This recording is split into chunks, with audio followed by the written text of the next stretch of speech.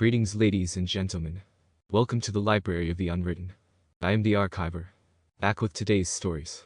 Today's series is the second part of What If Deku Got One for All Early. Before we start, give this video a like and subscribe to the channel if you want more content like this. Now let's get into it. It was decided that they would drive to Jiro, and they took a large van that could fit up to 15 people comfortably, as they needed space to carry supplies like food, water, clothing, and medical supplies that Recovery Girl demanded they bring. The reason she said this is because they had zero ideas what state they would find Izuku Midoriya in since he ran away at 9 years old into the world on his own.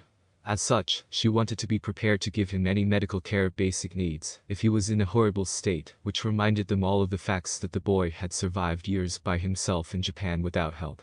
This made them all a bit worried about what state they would indeed find him in. After several hours of driving, they arrived in the city of Jiro, and Nezu noticed the train station was one of the possible stops Izuku Midoriya could have gone off at, but Nezu never found footage, since a lot of stations that day were under maintenance, which made things hard. They soon stopped the car and looked towards All Might, who shrugged before freezing, and they all looked at him. Sleep. I am for some reason getting the word sleep pushed to the front of my mind. All Might said as more of a question, and they all wondered why the quirk wanted them to sleep before Recovery Girl spoke up. I think it might be due to how close it is to nighttime, and look around you, we are surrounded by woods. I think that the boy isn't in Jiro, but this is the closest city to his location. I think he is deep in the woods somewhere, which is why the quirk wants us to sleep, since it would be a long journey to walk. Recovery Girl said, and they all paled at the thought of the boy surviving in the woods for so long, but they accepted the fact that they needed to sleep. They were also debating on if they would take Recovery Girl due to her age, since she couldn't move as fast as Gran Torino and the others. Gran Torino suggested bringing her still since they might need her. All Might could carry Recovery Girl, Eraserhead, and a detective in his form, which can let us travel faster, as I can lift Nezu since he is smaller. I could do one of the others, but it would be easier for me to do him instead, while All Might will have his full-time limit of 6 hours, since he's been a decent idiot, and not waste a lot of it, since we needed to find the boy. Gran Torino said, and they all nodded at this idea, since any trip could be cut down due to their speed. Soon the next day arrived and they all woke up and ate breakfast, since they didn't know how long they would be in the forest. After finishing, they all got back in the car, since they could still use it for a while, and drove north, as All Might felt it was the correct direction. They kept going north until there was no more road to drive on. It seems we will be traveling the rest of the way by foot, Nezu said, and they all got out of the car and grabbed some of the supplies before locking the car. Soon they got the stuff on All Might's back, and everyone got onto his back as well, unlike Nezu, who held onto Gran Torino's back and shoulders, as they made a small device for him to stand on that went around Gran Torino's body. As such, they headed off and followed the urges that All Might received as they traveled for about 25 minutes at their speed, which wasn't as fast as All Might could go, since he had to ensure Gran Torino could keep his eyes on him. Then suddenly All Might came to a sudden stop and they wondered why. The urges are telling me to just walk from here, so I am going to power down and save my form, since we should be close by. All Might said, and they all nodded as they all decide to walk themselves, and within a few minutes, they saw a home on the river that they arrived at. Well, I will be the boy has been living in a home. Gran Torino said, and All Might nodded his head. Indeed, it appears so. The urges have stopped, with the last one being the word here coming to my mind, so this is the place. All Might said, then Eraserhead spoke up and pointed out that there was a bridge up the river to cross at. They all moved towards it, and you could see things were far older, and then there were newer parts. This house may have been here long before, so I wonder how he found it. The detective spoke up out loud as they walked towards the home. They stopped outside of it as they looked around. I wonder if he is inside or out in the forest somewhere. All Might pondered until they all heard someone behind them, which made them all turn quickly around. I actually just arrived back here, All Might, said the voice, and as they all turned around to face the voice, they saw one Izuku Midoriya, who was holding a damn tree. Well, you are far healthier than we thought you would be, Gran Torino said, and Izuku chuckled a bit as he put the tree down near the woodpile. How about you all come to join me inside, since it's going to get cold soon as we are approaching winter more and more, Izuku said as he grabbed some firewood from the pile closer to the river and took some inside. They all followed him inside the home and looked around, and saw it was pretty decent for being all the way out in the woods. How are you powering the home since you have electrical energy? I saw you had some solar panels, but those are not enough for all of this. Nezu asked towards Izuku, who nodded his head and showed them all the watermill that was in one room that went into the water. The watermill provides all the energy, but I was worried about a really bad winter which we did have last time, which the river froze for the most part. As such, I had prepared batteries to store energy in them after the first winter here, and made a solar panel that took some time. I can store about a month's worth of energy in the batteries, but with the solar panels providing some energy it expands to a month and a half, and if I reduce my usage, I can get about 2.5 months of energy, which winter tends to be over by then, and unfreezes the water enough for the mill to work. I don't need to worry about heat since I use the wood-burning stove to cook and heat the home. Izuku said as he showed the stove and put more wood into it to heat the home a bit hotter. Izuku then pulled some food out of the fridge, and started some lunch since it was getting close to the time. Do you all want something to eat since I am hungry? Izuku asked, and they said if he had some to spare then sure. Izuku chuckled at that and said he had more than enough to feed them all for months. The land here provides quite well. I have the river for fish, and then I've hunted a deer a few months back which provided a lot of meat in the freezer. I also get berries and other things from the forest as well. If I really want something else I run into town near to get it, but I tend to avoid town since I didn't want to be found. Izuku said, and at that Gran Torino asked why Izuku didn't want to be found, which made him freeze. Well, multiple reasons, but first as Eraser had know everything since I haven't bothered to look in the past few days to see if you all told him. Izuku said, and that confused them all, and Izuku chuckled, but Eraser had confirmed he was told about the quirk and its history. Izuku nodded his head and then started to speak. First, by what I meant is that, as I am sure you are aware since you were able to get here, is that One for All is alive in a way. The quirk copies echo of the past users and stores them inside the quirk. I am able to freely talk to them once I go to sleep, or they can send me urges to confirm their will in a way during the day. It's how you got here. I can't look at All Might's memories like an echo can since he isn't dead, nor can the current user do so.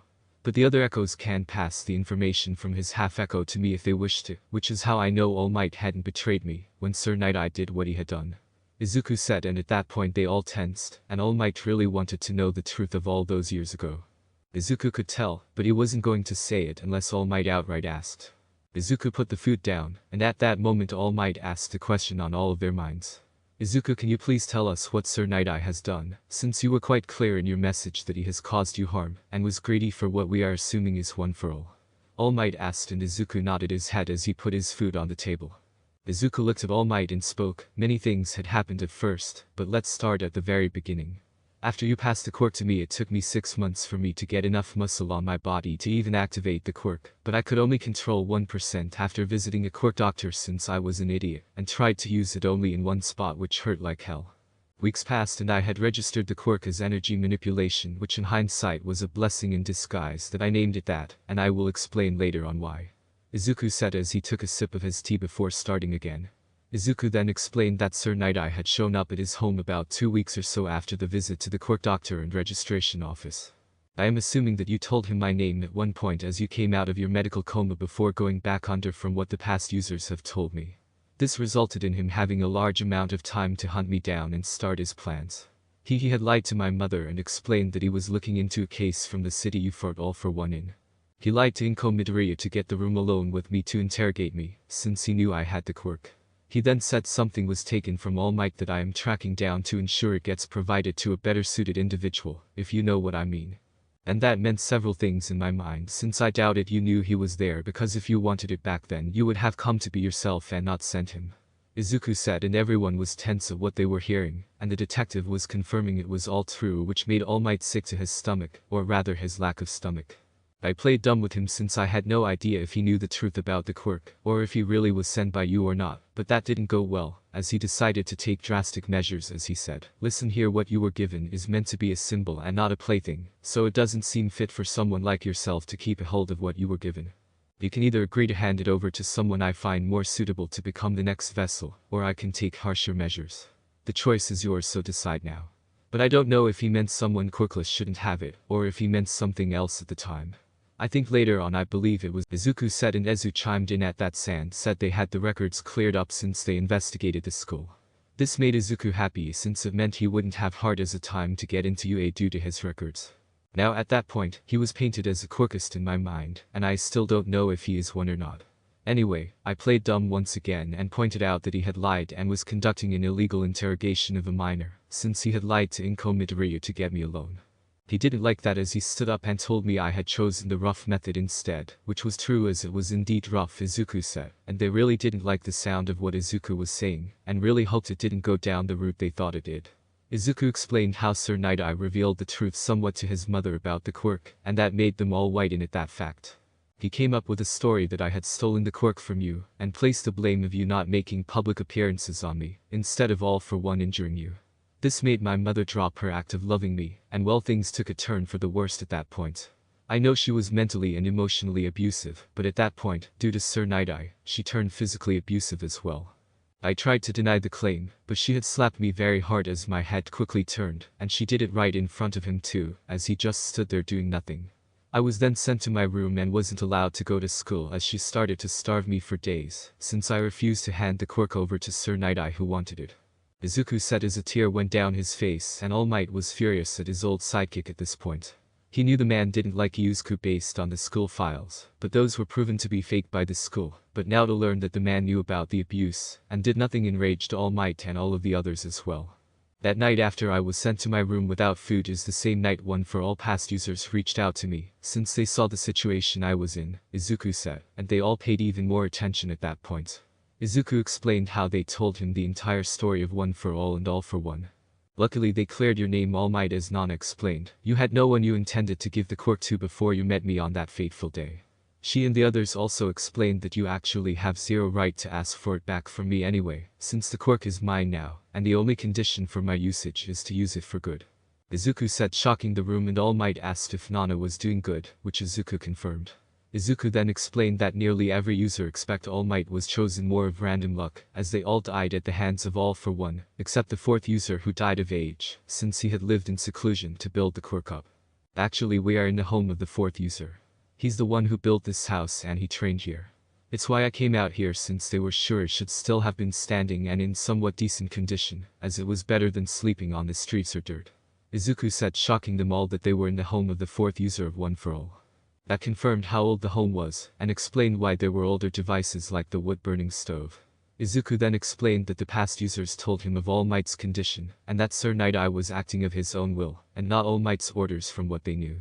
They then moved on to the topic after waking up, as they wanted to see what Inko Midoriya would do, but they had Izuku prepare all. I also contained my education once I got to the forest. I will talk about that later, but moving on to after I woke up. Inko asked if I decided to give back what I stole, and I denied I stole anything, which turned into being starved even more. Days passed until Sir Nighteye made another appearance, and him asking for the quirk again, which I refused and made the statement that it was ridiculous that anyone could take away a quirk so easily, since I didn't want to admit I had the quirk from you. Sir Nighteye said I had no idea what I was dealing with, and that I was being greedy, which is ironic, since I knew far more about the quirk than him at that point. Izuku said with a chuckle that made everyone laugh a bit as well. Then Izuku spoke about how Inko and Sir Nighteye talked about if there was anything she could do to make him give it up, and she had him leave and return in a week to see the results. It was at that point she threatened to kick me out of the house if I didn't hand it over in that week's time, but I had other plans, as it was decided to run away. As such, when she went to work the next morning, I grabbed all my bags, stocked all the food I could, and grabbed all of the money that I knew she had saved and bolted. I did the smart thing and ate a meal before running, though, since I needed the energy, since I had been starved for days by that point. Izuku said, and the detective kept confirming everything he said, which only made the others pissed at the actions of Sir Nighteye. Izuku then explained how he got to where he was at, and they all nodded their heads and asked if there was anything more, which he nodded his head at. This doesn't relate to Sir Nighteye all that much, but it's about my training and education after I arrived over the years. The start was rough, but I made my way through it all. I slowly increased my control of the quirk from 1% to 5%, then to 8% over time, and so on. I repaired the bridge and the building and so on. I knew I lacked money, so I did odd jobs for older elders in the town below, since they wouldn't call the police on me, and they always gave me some spare food when they could, which made things easier. Izuku said, and All Might had Nezu make a note to find all the families that helped Izuku, so they could be rewarded for their care. Before you say anything against it, they didn't need to help you but did it. I think they should enjoy a bit more comfy lives, which I can easily afford to give them money to cover anything they gave you, and also help them secure their futures for the rest of their lives. I am extremely grateful for what they helped you with. All Might said as he saw Izuku looking as if he wanted to say something, but stopped after All Might spoke. Izuku then explained that the past users helped him with his education at the start, since they needed to figure out how to get him in a school or something. They also taught me combat lessons via the dreamscape, which I then practice in the real world. After a while, we figured out a school to sign me up for. It's an international one that only requires proof of identity, so I have my middle school and most of my high school done. I only have a semester left of my third-year high school level classes which I should be able to finish before starting UA, since the school was a self-paced one. Izuku said, and then Nezu grinned at this, which sent shivers down everyone's spines. "Oh, looks like I have a personal student now." Nezu commended, and everyone paled a bit at the fact that Nezu was calling dibs on Izuku during school. All Might looked like he wanted to protest, but he got a glare sent his way from Nezu that kept him silent. I did look into my missing person case, but I saw Sir Nighteye had control of it back then, so I never bothered to look again in fear of tipping him off by poking around anyone that would have been connected to the case. Then we reached the bottleneck issue that forced a tie with all of the past users. Izuku said, and they were all confused as Eraserhead. What was the issue that the past users couldn't decide on? Izuku chuckled a bit before speaking. "So, we don't know if All for One is truly dead, so that caused some issues, but the main issue was if we should reach out to All Might or not. Now, the first user didn't vote, nor was All Might Seko allowed to vote since he wasn't fully there. I didn't vote since I was trusting them to make the main decisions back then for my safety, since they all had years of experience and knowledge which I didn't." Izuku explained, and they all nodded their heads, while All Might pouted a bit about not getting a vote. Izuku then explained that they didn't want to risk Izuku going into Inko's care again, and the situation at the time was livable, so they decided to stay as it was. He explained that this had happened before they got him enrolled in school as well. By the time the conversation arrived again, it had been 6 months that had passed. The first user decided to voice his view on the matter to break the tie. It was decided the conditions that I was allowed to reach out to All Might on my own were to gain control of 50% of the quirk, since it would provide me a defense in the off chance All for One was still alive. Otherwise, we would wait until it was near time for UA to reach out to All Might. Izuku said, and Gran Torino asked if he has gained 50% control of One for All, which Izuku chuckled a bit at. I actually would nearly have 100% controlled likely by now, but an incident occurred with One for All. The others in the room were astonished and freaked out the moment Izuku started to show the other quirks, as well as a black whip, came out. I got all of the quirks from the past users, which took up a lot of time in training with just One for All. This resulted in me slowing down in my progress, but I did obtain 50% control of One for All recently as well. I have decent control of all of the quirks as well. Izuku said as he listed each quirk that he now had, which made Nezu just grin out of control. "Well, as you said, you were indeed blessed to have named it energy manipulation, since we can explain away all of your quirks through it." Nezu said, and Izuku smiled and nodded his head as well, since the other quirks are not visible except the mist one when in use. As such, everything can be explained away as him manipulating his quirk's energy. Izuku then powered the quirk down, and Eraserhead asked how good he was in combat, and Izuku shrugged. "I don't know for sure since I only had myself and the past users to train within the dreamscape, which doesn't translate the best to my real body. I know for a fact with all my quirks I can hold my own quite easily, but I also like to be able to hold my own without a quirk, so I know a lot of martial arts, but haven't had an actual person to train with." Izuku said, and Eraserhead told him to go outside, and they would do a quick spar. Everyone moved outside, and Izuku leads them to a more open area, where he had cut down a lot of trees and removed the stumps, as such the land was flat and clear. Eraserhead then started to attack Izuku, who dodged the attacks and counter-attacked. Izuku and he kept going at each other without anyone really gaining an upper hand in the fight until suddenly Izuku pulled a hidden weapon out of nowhere, and held it to Eraserhead's neck. "Seems to be my win, Eraserhead, as villains never play fair, so why should I hold back?" Izuku said, and Eraserhead smirked. They both heard back to the group, and Nezu asked for Eraserhead's assessment of how well Izuku did. "I didn't go full out, but I didn't really hold back either. I took him as a serious opponent that I would come across in the field and used a good portion of my strength without my capture gear. Izuku did make some mistakes in his fighting style, but that is due to not having an actual person to fight against, which will go away with the experience. Overall, he could take all of the third years down in a fight, and take a large number of them at the same time likely. Do remember he didn't use his quirks either, which puts him in a whole different league as well." As all was said, and All Might was really proud of his successor for the training he had completed under the guidance of the past users. They all soon entered the home again and sat down, since they decided to stay the night before heading back into town the next morning, as Izuku still needed to pack his belongings. Izuku went to sleep that night and found himself in the dreamscape of One for All. He looked around and saw the past users all talking as he walked towards them. They looked at him and congratulated him on completing his survival training. The conversation soon moved into what he would be doing when he returned, as they believed either Eraserhead, All Might, or Nezu would take custody of him, since Inko Midoriya was arrested already. Izuku didn't know who he would want to go with in all honesty. He wouldn't mind living with All Might, but wondered if the man could care for others in the state he was in, which the users agreed with. Izuku thought about having Nezu take custody and just staying at UA, if a home could be built in one of the forest areas that they have on campus, which the users chuckled at, since Izuku had adapted so much to live on his own in the forest. They also started to work on a design for Izuku's hero outfit. Izuku in all honesty didn't want to be as grand as All Might was. He wanted to be a mix between underground work and limelight work in all honesty, as he could do both with the set of quirks he had, but he still wouldn't directly hide like Eraserhead attempts to do so. As such, with the combined knowledge between them all, they started a rough design of the hero outfit, and came up with a design that would be eye-catching, but also useful for staying hidden. Though it was time to wake up and Izuku decided he would start drawing it in reality, so the others could see and give their viewpoints on it. Izuku found himself awake and he looked around the house, and noticed only Eraserhead was awake currently as the others were still asleep. "You really don't sleep much like I thought, Eraserhead," Izuku said with a chuckle while the man rolled his eyes. Izuku offered him coffee, and the man raised an eyebrow and asked if he really had some. "Yay, I've bought coffee beans from town a few times. I don't treat a lot of it, but it has helped wake me up some days when I needed them," Izuku said as he got the beans out and started to make some coffee. He also made some teas as well for Nezu and those that didn't want to drink the coffee. Soon they were done and placed on the warmers to keep them hot as people woke up. Eraserhead took some coffee and was surprised at how well it was and asked for the brand name. Izuku gave him the empty bag since he used the last of what he had. Izuku then sat down with some paper and coloring tools, and started working on his outfit design. Nezu had woken up and was behind Izuku watching before he spoke up. "Is it the hero outfit you are wanting?" Nezu asked, and Izuku nodded his head and confirmed. "I don't want to be exactly like All Might, as he was a sole pillar holding society up. In all honesty, I will likely hold myself back to allow for the illusion of people being closer than they really are, if I ever got to the #1 spot, but I also aim to do underground work as well, since I have quirks that are perfect for it.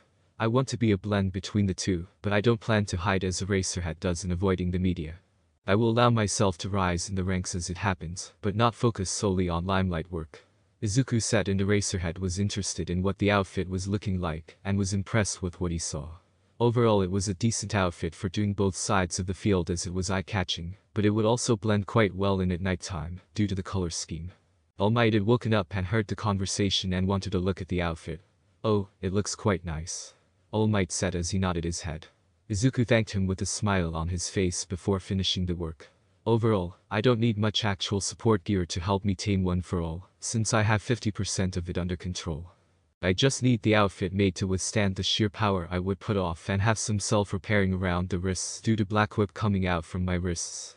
For gear, I would like knives to throw, and a kodachi that is hidden in the outfit, since I am pretty good with blades, and I've learned about the human body quite a lot to know where to hit for a fatal blow or not to," Izuku said, and they all nodded their heads, and Nezusadi would have it arranged, and in the meantime, they could get him certified to use the weapons before UA starts.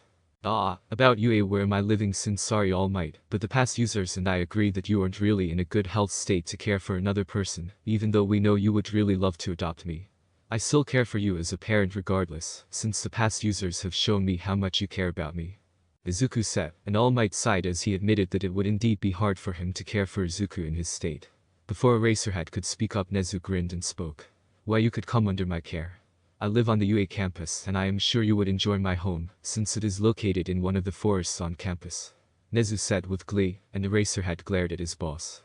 Izuku chuckled and told Eraserhead he could have half custody if he wanted, which caused Nezu to frown a bit, but Izuku reminded him that he was getting him as a personal student, since he was done with most of his high school education, which made Nezu smirk again.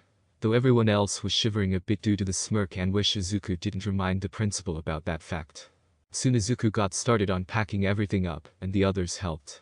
Izuku made sure to put the fire out by spraying it with water to ensure it didn't restart without anyone there. He also pulled the watermill out of the water and secured everything else, such as the solar panel, as it was detachable, and could be moved inside the home.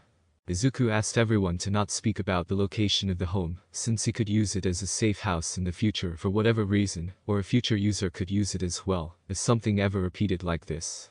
They all agreed, and soon they made their way back to the city, which was easier this time since they had Izuku who could carry Gran Torino and Nezu, while All Might carried the others. As such, they both quickly moved out of the forest in under a few minutes due to their speed, and found the car that they had left parked. They put everything in the car, and they were glad to have gotten a bigger car, since it easily fits all of Izuku's luggage that he had gained over the years. So what are you all doing about Sir Nighteye? Izuku and he felt the mood in the car drop. To be honest, I don't know, there's a risk of him opening his mouth about the quirk, which would prove troubling. However, it's clear that he can't be trusted with secrets anymore. All Might said as the man honestly didn't know what to do. Nezu then spoke up with an idea. I say we wait and see what he does with the fact that Izuku is back. If Sir Nighteye tries to approach Izuku, then we block his attempts. If he makes any statements about you not being a worthy ninth user or something, then we bring up the fact that he shouldn't be a hero anymore for his crimes he committed as a hero. As long as he stays away, then it should overall be a fine until we can figure something out in regards to the man, because I doubt he would agree to have his memories wiped of one for all, if we even found someone capable of that.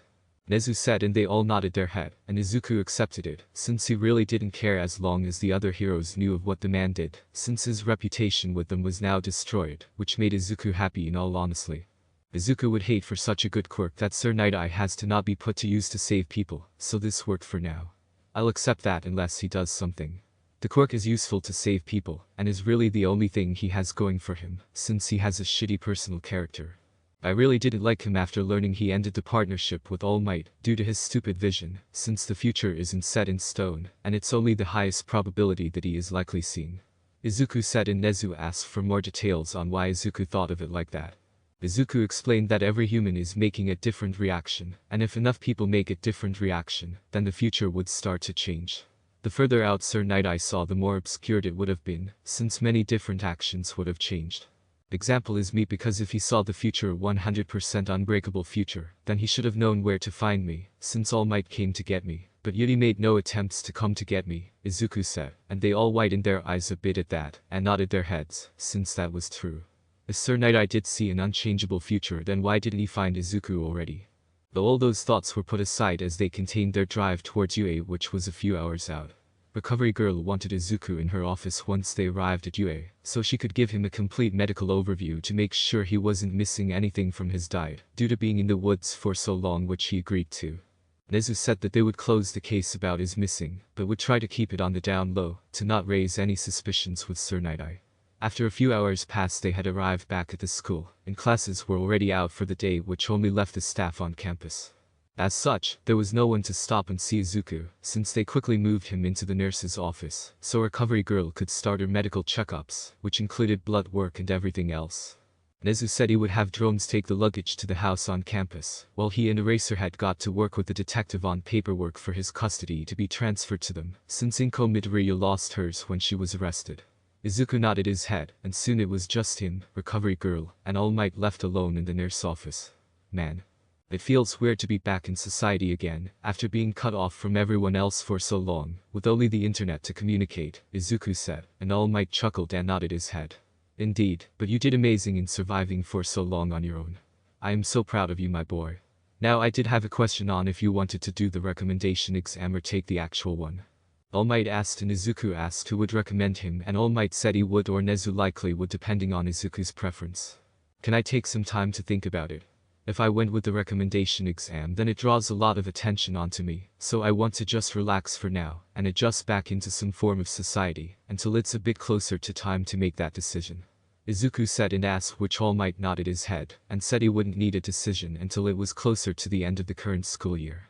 Izuku nodded his head, and soon Recovery Girl cleared him to go. I will have all the blood work back in a few hours later tonight.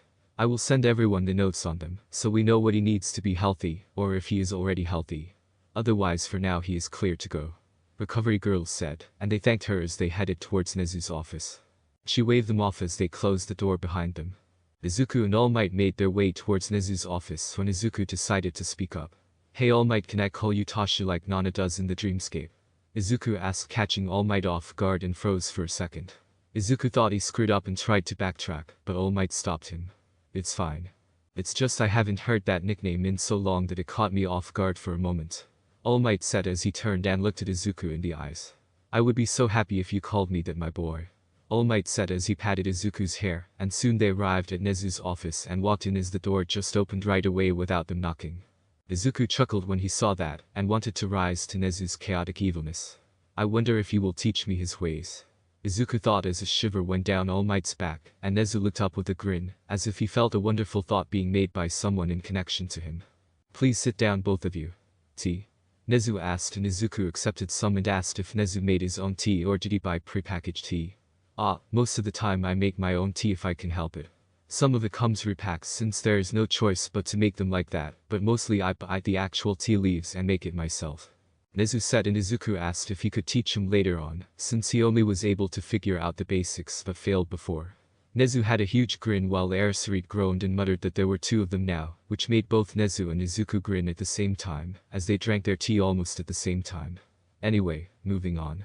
We closed your missing persons case without much trouble and kept it on the down low. Now we are almost finished with the legal paperwork to put you in my and as always custody. We just need signatures from you, Izuku, and we will be done as long as the courts approve of it, which I will have favors pulled by myself and All Might to ensure no one argues against it. Nezu said, and Izuku signed the paperwork that was put in front of him, and after about half an hour they were finished. Izuku asked if he was allowed to use the gyms on campus, since he needed to continue pushing his limits of one for all. I was wondering if I can use the gym on campus or something, since I want to keep pushing OFA limits, since I still have about a year and a half or so before the entrance exams for when I would apply. I want as much control as I can get. Izuku asked, and Nezu said he could but would need to surrender any equipment to classes if a class were to come into a gym instead of individual students. At that, All Might spoke up and proposed an idea. My boy, there is a beach that is covered in trash that I would like you to clean up. It could help work different parts of your body and do community service as well. It should take you about 5 months of work in your current body condition. All Might proposed, and Izuku thought it over before nodding his head and agreeing to do it, since he would like to give back to the community as well. Nezu though had some other plans in mind, like getting Izuku's a provisional license if possible before he started at UA. The reason for this was due to how well he did against Izawa in their spar, but Nezu had ways to show Izuku's abilities overall in a little test he was thinking of, but that was for later. Soon they decided it was time to show Izuku his new home, so Nezu had the detective take the paperwork and go file it, while Nezu took Izuku to the home he would be living in from now on. It was about a 10-minute walk in the forest of the campus. As long as you're on campus, then you have my full permission to use your quirk as you wish, even when you become a student, since I want to see the chaos you would create. Nezu said, which Eraser had groaned about. Soon they arrived at Nezu's campus home, and Izuku was in shock at how it looked, as it was a decent size home. Nice home you have, Nezu. Though how do you get to the stuff above your height? Izuku asked as he looked around the place when a miniature vehicle thing moved around, and Nezu got on it as it extended into the air, so he could grab things from high up places. Izuku felt like he wanted to laugh, but knew better to laugh at Nezu, since that was a way to ask for a painful death. Interesting, I figured you would have had a drone or something to do that, Izuku said, and right as he said that, a drone flew into the room and got something from the other side of the room, and Nezu laughed at Izuku's deadpan expression. Soon the others left since it was getting late in the day, but a few hours later recovery girls sent everyone a text message telling them about Izuku's physical health. Overall it came back clean, and he just needed to eat a slightly more balanced diet, since he was low on some vitamins in his body, which were to be expected, since there were things he lacked most of the time in the forest, and only got from the food he bought in the stores, since most of it came from fruit or other things which didn't grow in the forest. Nezu provided Izuku some tablets of the vitamins for the night, and said lunch rush would start making him meals moving forward during the day when they weren't in the house where they would cook. Izuku asked Nezu if he could send him all the updated contact information when Nezu just pulled out a brand new phone instead, and gave it to Izuku. That has all of the contact information and a new number. We don't need Sir Nighteye tracking the old one. Nezu said, and Izuku nodded his head as he sat on the couch. Then Izuku remembered about his old school and more importantly Bakugo Katsuki. Nezu. Whatever happened to the people from my old school, and I am more focused on Katsuki Bakugo, who used to be my childhood friend, but extremely bullied me due to me being quirkless, which he didn't stop, even when I received one for all, and had it registered, Izuku asked, and Nezu looked it up on his computer, since it had been a while, since he had to think about those people from Izuku's past. After a few minutes, Nezu provided Izuku with the information. Bakugo had the bullying events put on his record, but as long as he didn't start anything after that, he has a chance of getting into the school depending on his performance in the exam. He will though be required to take anger management classes and therapy if he shows any signs of aggressiveness towards classmates at UA. Other people had the same conditions applied, but I doubt any of them would get into UA anyway with their grades. Do you want me to ensure Bakugo gets put in 1B, since you are going to end up in 1A, since that is the class Eraserhead teaches? Nezu asked and Izuku shook his head. Nah, if he does good enough to go in there then I know Eraserhead won't take crap from him. Anyway, if things are going to go as I think they will I will barely have classes with him, since I believe you will have me as a private student. Izuku said and Nezu smirked and nodded his head. Indeed.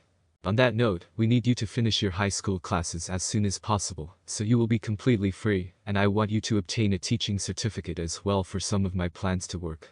Nezu said and Izuku nodded his head as he pulled his laptop out and got to work. Nezu though pulled his out as well and got to work on other things as well, since they had been gone for a few days to find and locate Izuku. As such, some paperwork had piled up for his job. A few days had passed, and Izuku had agreed to meet All Might at the beach where they would be training at.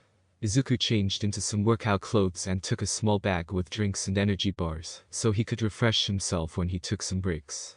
After about a 30-minute jog from UA early in the morning before the students had arrived on campus, he made his way towards the beach.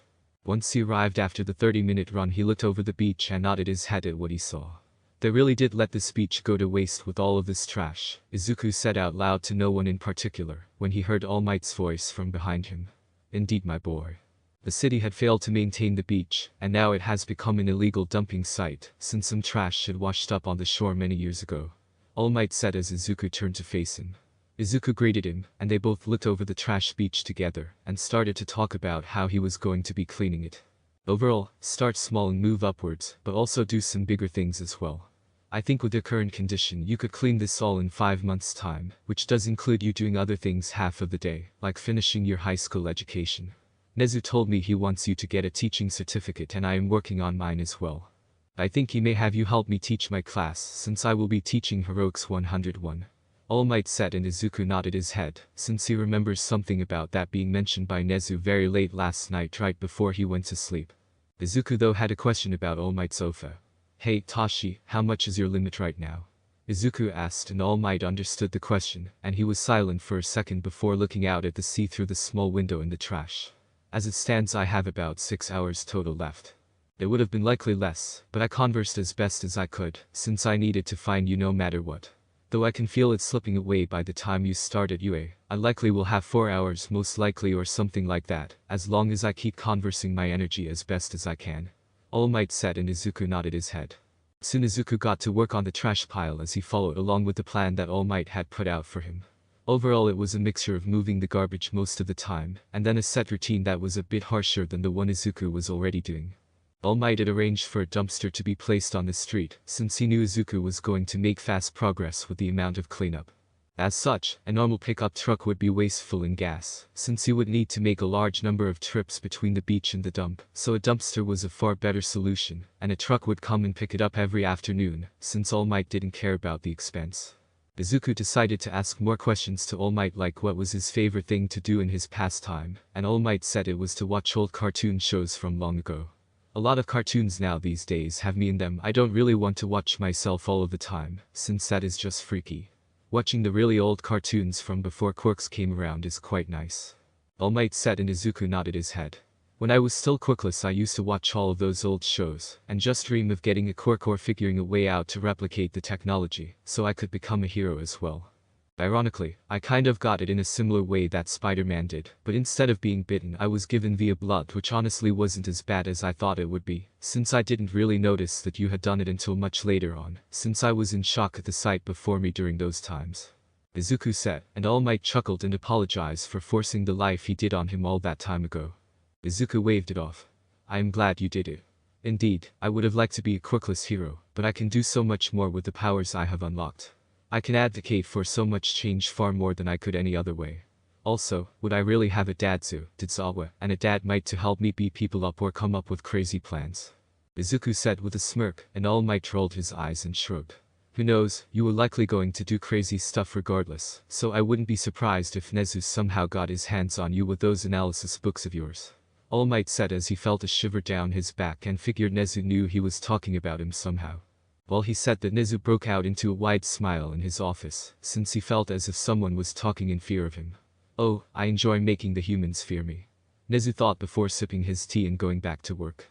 Soon the day started to come to an end, and Izuku looked over what he had accomplished. Overall, there was a decent-sized dent in the trash he was working on, since he was already in an extremely good physical condition to begin with, but this training on the beach would only make his muscles even more firmer and compact. They decided to call it a day as Izuku headed back to UA, since the students would be off campus already, which meant they wouldn't see him. Izuku wanted to avoid getting seen by anyone, and especially the current second-year student Lemillion, who was a work-study at Sir Nighteye's agency. Nezu had warned Izuku about him and told him to avoid the boy if he could, since he might have learned something from Sir Nighteye, but they don't know if he has or not. Izuku agreed with the assessment and agreed to avoid the second-year student if he could do so. Lemillion Akamirio Tagata had an interesting quirk called Permeation that was a weak quirk, but grown into being a strong one with his fighting style. Izuku sat down on the couch after showing and changing clothing. "How was the training?" Nezu asked as he came up to the couch and jumped on it. Izuku shrugged a bit. It was indeed a decent workout. I can see why All Might wants me to clean it more than just it being a community service project, since it does work a lot of my less worked muscles that wouldn't get worked in a gym most of the time. I already filled the dumpster up once, so I am glad he is having it picked up once every day, or else I would overfill it. Izuku said, and Nezu nodded his head as he was glad the training and community service were being beneficial for Izuku's training. They soon started to eat dinner as Nezu asked him if he wanted to do some educational work in regards to learning to better hack. Izuku smiled and nodded his head as he quickly finished eating dinner, since he wanted to get started on those types of lessons. He was also making strong headway in the remaining portions of his high school education, since the classes were self-paced. As such, Izuku had used any free time outside of other things to eat away at the work, and he knew he could have it done in a few months, most likely since he only spent so much time each day working on it. If he spent dedicated days on it, then he could have it done in less than a month, probably, but again, that would require full dedicated days with nothing else in the way for the entire time, which he didn't have right now with the other training and things going on. Months have passed since Izuku had started cleaning up the beach, and it was nearly done. However, many things have happened over the months that had passed. Firstly, Izuku had his name changed from Izuku Midoriya to Izuku Yagi, as he no longer wanted to be called Midoriya anymore. The reason he went with Yagi over Izawa or Nezu was that Nezu really didn't have a last name, and Izawa already had partial custody. Izuku wanted All Might to be connected more to him as well, so taking his name on with permission of course was what Izuku decided to do, since no one really knows the last name Yagi, except those connected to All Might himself. As such, it will help keep him protected overall. Izawa's name would have kept him protected as well, but Izuku wanted Tashi to feel more involved with Izuku's life, since he was voted against by the past users in caring for Izuku.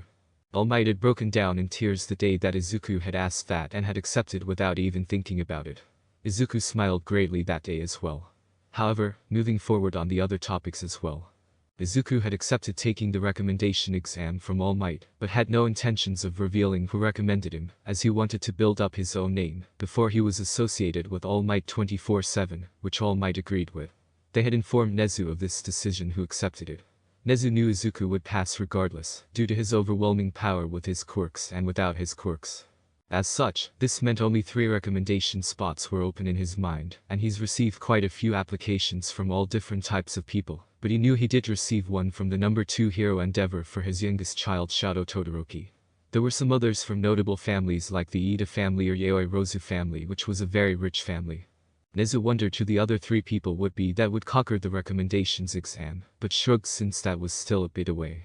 Now moving on to other things, as it is about 4 months after Izuku had been picked up from the forest, and Nezu had decided to schedule a sparring session with little rules between All Might and Izuku.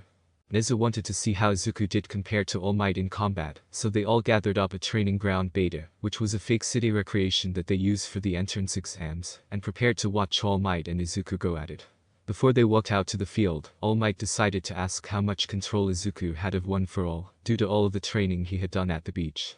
The people that knew about the quirk were interested as well in how much control he had gained in the short 4 months, and Izuku smiled when he was asked. When we left the forest I was at 50% plus the other aspects.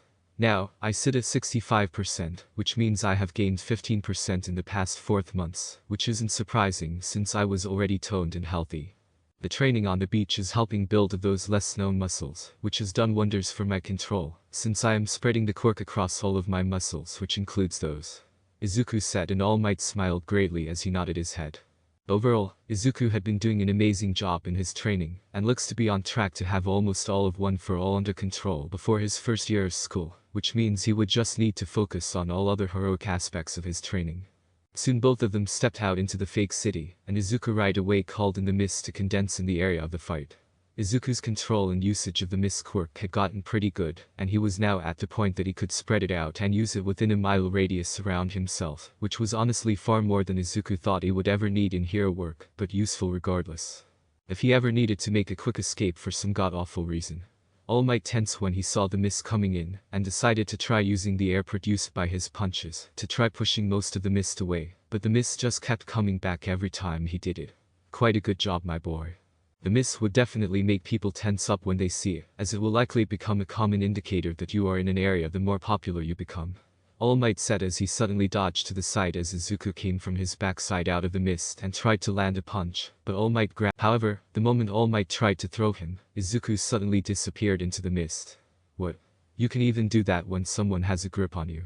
All Might asked out loud since they didn't know he could do that, since this is the first time he's been using his quirks in an actual fight. The spar back in the forest with the Racerhead had no quirks involved in their fight, so everything Izuku was doing was brand new to them. All Might heard a chuckle in the mist around him, and felt a shiver go up to his spine, as he saw something come from his right, and he dodged backward, but he then noticed what was coming towards him was just a knife that Izuku uses. That is when All Might received a kick to his uninjured side and got sent into a building. Izuku had forced All Might to instinctively respond to the threat of the blade, and forced him back into the kick which connected. All Might soon jump out of the building and tried to grab Izuku, who just dodged the attack, and went for a punch towards All Might, who blocked it. Your 65% is really powerful. I have to go 80% to not get pushed backward. All Might said as he powered up more and quickly slammed Izuku into the ground before he could move back into the mist. However, right as Izuku's body slammed into the ground, he had black whips come out of his wrists, and they attacked All Might, who jumped away, but got grabbed by one. All Might forcibly broke free by using 100%, and then charged Izuku, who had jumped into the air, and was using float to stay in the air, instead of coming back down. This boy is downright scary with all of these quirks backing him up. I kind of hold some pity for any of the villains that will face him. All Might thought as he did a punch upwards to attack Izuku with wind pressure.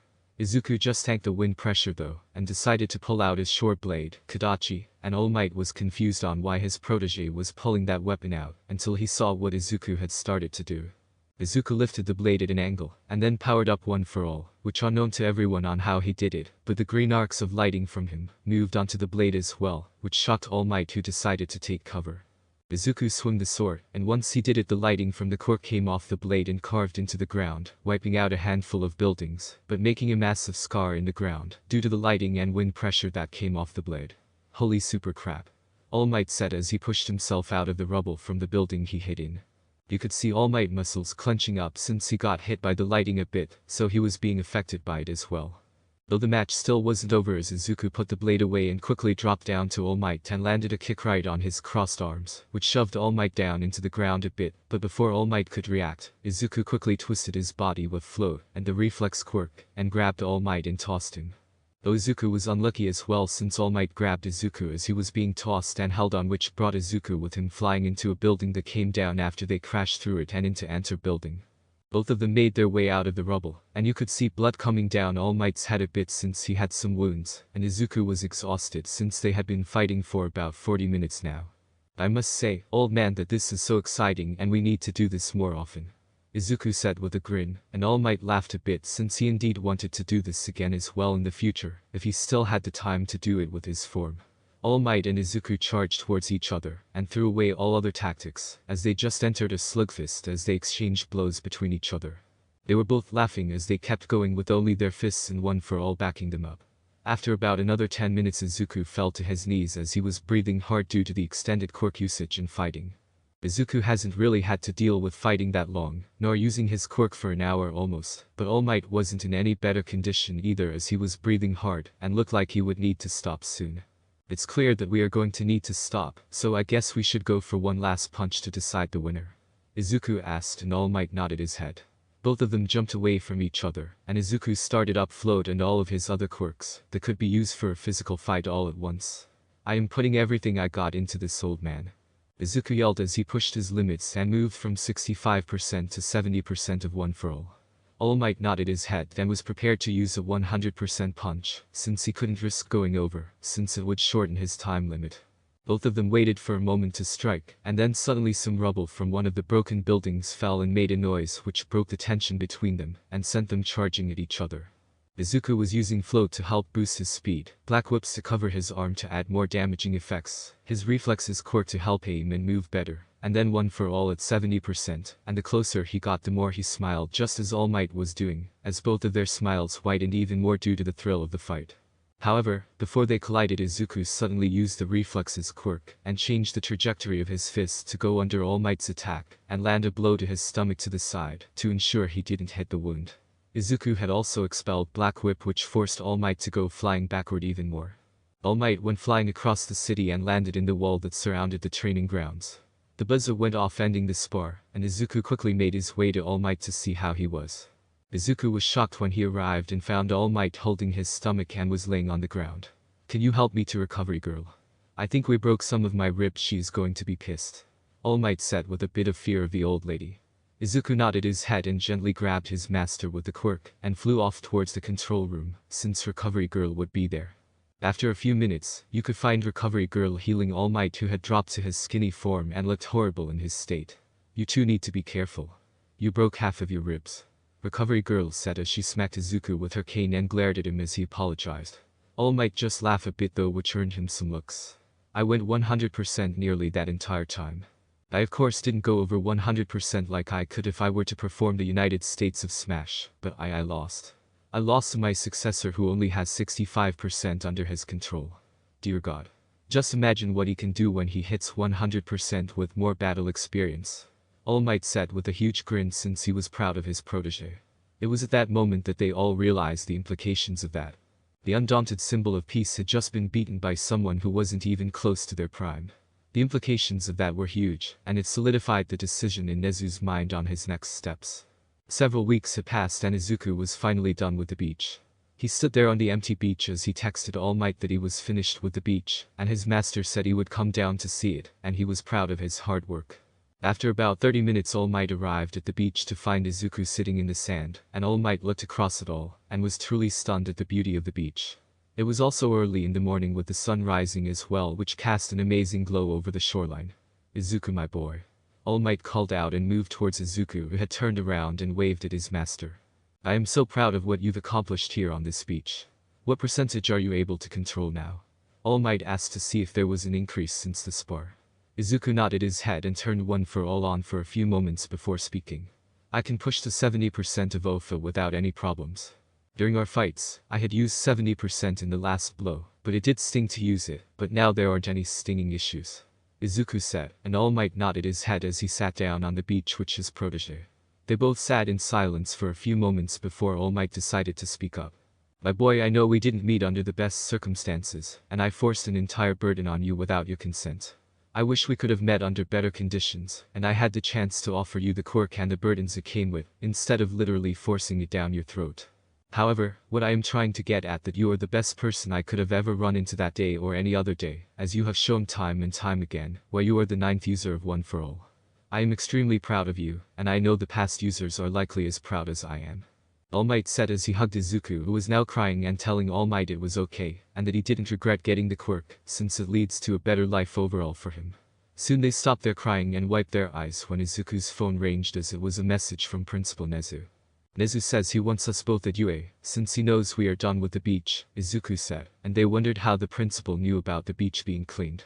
Izuku shrugged and suggested that Nezu likely hacked a camera nearby them to watch. All Might shivered at the powers of the principal, but agreed that they should hurry back to UA. As such, after a short drive in All Might's truck, they arrived at the school and made their way into the school to find the principal waiting in his office.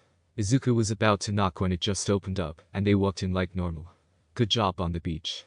However, I call you here due to one of my plans coming to fruition. Congratulations Izuku Yagi on being approved to become a provisional hero," Nezu said as celebratory poppers went off and surprised them. All Might ended up coughing some blood, and Izuku looked shocked and then concerned as he tried to help All Might with the blood. Soon they calmed down and asked what Nezu meant and what was he planning. Well, I may have been in talks with the commission about my adopted son who was the protege of All Might, and that said protege had 6 other conditions include starting a work study ASAP, since they want you out in the field already gaining more experience, since you could help build up support for heroes. Nezu said with a grin. Izuku studied his adoptive father for signs of something else being planned, and decided to outright ask what he was hiding. What are you hiding? Izuku asked, and the smirk only grew bigger, which didn't seem like a good thing in their minds. I knew there was a reason I adopted you. You are correct, as there is more reason. One reason is Sir Nighteye has been bugging me to try and recommend his work study to All Might to replace you. Nezu said, and All Might was pissed. Oh, the man doesn't have the balls to call me himself, it seems, since he knows I would reject it. All Might said, as the man didn't care much at all for Sir Nighteye after the day he learned what the man did towards Izuku all of those years ago. No, the man that All Might knew was long gone. Sadly, Mirio Tagata Akala Million will be a 3rd year when Izuku is a 1st-year student, and I want Izuku to have a provisional license and start getting experience under his belt. This way Sir Nighteye doesn't have much room to complain about the successor of One for All, since Izuku would already be out in the field performing. Nezu said, and Izuku nodded his head since it only really benefited him. Izuku did ask who he was going to be doing his work study under, and Nezu said it would be a joint work study of Might Agency, Death Star Agency, Nezu's agency, and working with the Racerhead, who is an independent hero. Overall, you will be acting on your own for the most part due to All Might's time limit, unless you do underground work with the Racerhead, which you said you did want to do. You also wanted to build a name before you started to get associated with All Might in the public eye, which this will help you do quicker. Nezu said, and then he asked Izuku if he had a hero name, and everything decided yet, or did he need time? Izuku thought it over and nodded his head, since he indeed did have a name and slogan he wanted to use. I want to be the hero of valor. Raiden. Izuku declared, and All Might smiled at that, as it was a name of great courage. Oh, Raiden, as in the Japanese mythology thunder god. Interesting. That does play well with the lighting arcs that you put off and your overwhelming power. I can see it catching on quickly, since you tend to appear with the mist and charge out of it, which does look like lighting moving around. Approved. Nezu said as he wrote the information down and sent it off to the Hero Commission. The provisional license will arrive at the school in about a week. After that, we can get you out on the field, as I already have your entire hero outfit made as you designed when we were all in the forest. If you want changes, just let me or the support department know, and we will update your official hero outfit. Nezu said, and Izuku thanked him. Izuku then asked if Nezu had anything else he was hiding. Don't trust me, do you? I wouldn't. Nezu said with an evil grin on his face, and Izuku sighed as All Might shivered. Indeed, it's time to start your education for your teaching certificate, as you already completed your high school education about a month ago. After you get that done, you will be completed with education, unless you want to push for a college degree, which I don't know how fast you can go through that before the year starts. Nezu said, and Izuku thought it over, and said he could likely get the 1st-year level work completed before UA started up for him. Nezu nodded his head and said he would enroll him in an online university in Japan, but the teaching certificate came before that, so he needed to get it done. Nezu told him it should only take him a month or 2 at max, so he would have it far before UA started up, which would make him able to teach classes with other staff. Izuku just shook his head at all of Nezu's schemes, but had to agree this was an efficient way to help stabilize Japan, as All Might would need to start pulling back soon, as his retirement was only getting closer. Do you know if Sir Nighteye has told Lemillion about the quirk or any other secrets that he shouldn't have, since it's clear his lips are quite loose to strangers, so it wouldn't be surprising if he speaks about it to those that he has employed? Izuku decided to ask, and Nezu was silent but only sighed in the end. Without bugging his office and our own student, there isn't a way to see if he has told anyone else legally. As such, we will continue to move under the assumption that he has likely told Lemillion, even though it isn't his right to tell anyone. Nezu said, and Izuku nodded his head, and the meeting came to an end. All Might decided to take Izuku out for a meal, since they haven't had much personal time together to just relax. Soon they arrived at a restaurant in Tokyo, since they drove there because Izuku was going to stay the night in All Might's apartment at Mighty Towers before returning the next morning. The restaurant was one that Nezu recommended, which had amazing food, but also food that All Might could eat, which his wounds, and still enjoy himself. As such, they were sitting there and talking about how things are changing at a fast pace. To think I was 9 when I ran away from home and survived on my own with the guidance of the past users. Now, I am sitting in one of the top restaurants in Tokyo with one of my father figures. I didn't honestly think I could get so lucky as I look back on how depressing my life was before now. Izuku said, and All Might lightly smiled as he listened to Izuku spoke as they looked out the window, since the restaurant was high up in a building. The view was quite amazing from the building, and the sun had already set, so the lights in the city were on. Indeed, many things have changed that we couldn't anticipate. I look forward to seeing you rise through the ranks, because even though you will be doing some underground work, it will be hard for you not to end up on the high ranks with the type of person you are. All Might said, and Izuku smiled as a tear went down his eye. The future is one that is always changing, master.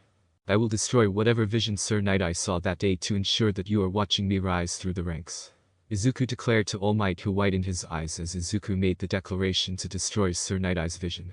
Izuku has said it before, but never has All Might felt so much determination and spirit in the words until now.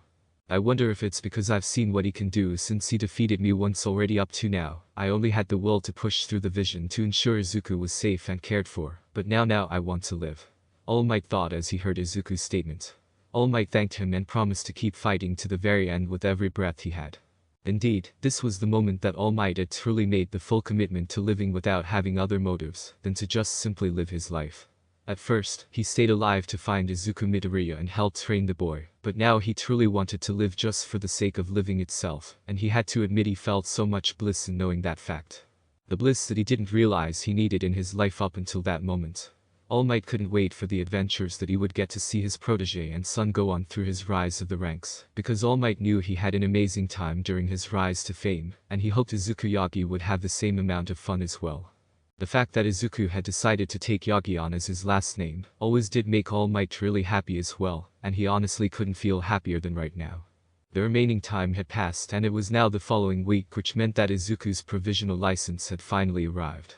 Izuku was thrilled to find out that it had arrived, and had quickly made his way to the principal's office from the gym he was currently hiding away in and working out at, since he wanted to increase his control even more. As Izuku entered the principal's office without even bothering to knock, he found Nezu, sitting at his desk, working as he held up with one hand the provisional license card that Izuku was here for. As Izuku went and reached for it with a huge grin on his face, Nezu pulled it away, making Izuku pout at that moment. Datsu. It's not nice to flaunt something in front of your child and deny them what they are aiming for. Izuku said with a puff of his cheeks, trying to act all adorable and innocent, which has worked wonders on getting something from All Might, but sadly, it never tends to work on Nezu.